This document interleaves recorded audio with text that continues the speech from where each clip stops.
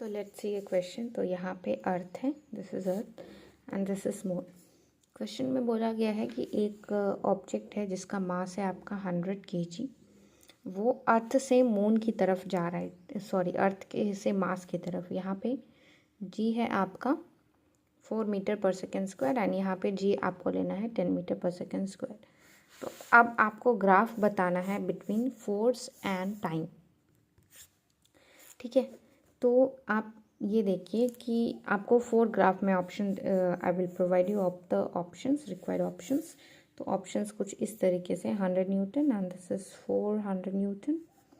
एक तो ये ए है एंड दिस इज बी। सो एक ग्राफ आपको इस तरीके से मिल रहा है, सेकेंड ग्राफ इज इस तरीके से, थर्ड ग्राफ इज आपका इस तरीके से मिल रहा है एंड फोर्थ ग्राफ इज आपका इस तरीके से मिल रहा है। तो इसको कैसे सॉल्व करेंगे, तो देखते हैं। तो यहाँ पे देखो कि ये बात तो सही है कि 100 से शुरू होगा एंड 400 पे ये ख़त्म हो जाएगा। ठीक है, अब एक चीज़ देखो, जब ये ऑब्जेक्ट ए एंड बी है तो कभी ना कभी एक ऐसा पॉइंट आएगा जहाँ पे इसका फोर्स और इसका फोर्स ज़ीरो हो जाए, दैट इज़ आपका जी ज़ीरो हो जाए। जी अगर आपका ज़ीरो होता है दैट इज़ आपका फोर्स ज़ीरो हो जाए, मतलब जो ग्राफ है, graph cuts x axis.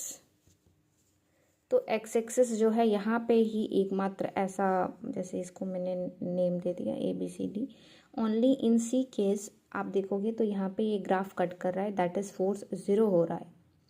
Force आपका क्या हो रहा है, ज़ीरो हो रहा है। तो यहाँ पे एक ही बार ना होगा, बार बार तो ऐसे पॉइंट्स आएंगे नहीं कि जहाँ पे आपका वेटलेसनेस का केस बनेगा। जैसे मान लो एक बार इसने किस पॉइंट पे 10 न्यूटन लगाया और यहाँ पे 10 न्यूटन लगाया, तो ये दोनों कैंसिल हो जाएंगे। लेकिन अगर आप थोड़ा सा भी इधर उधर मतलब कोऑर्डिनेट चेंज करेंगे तो ये समथिंग 9.9 और मान लो ये 10 ही हो गया, लेकिन ये 0.1 तो लगेगा। दैट इज़ वाई ग्राफ हमेशा 1 पॉइंट पे कट करेगा। तो हमारा ऑप्शन सी जो है इस केस में जो हो जाएगा, करेक्ट आंसर हो जाएगा।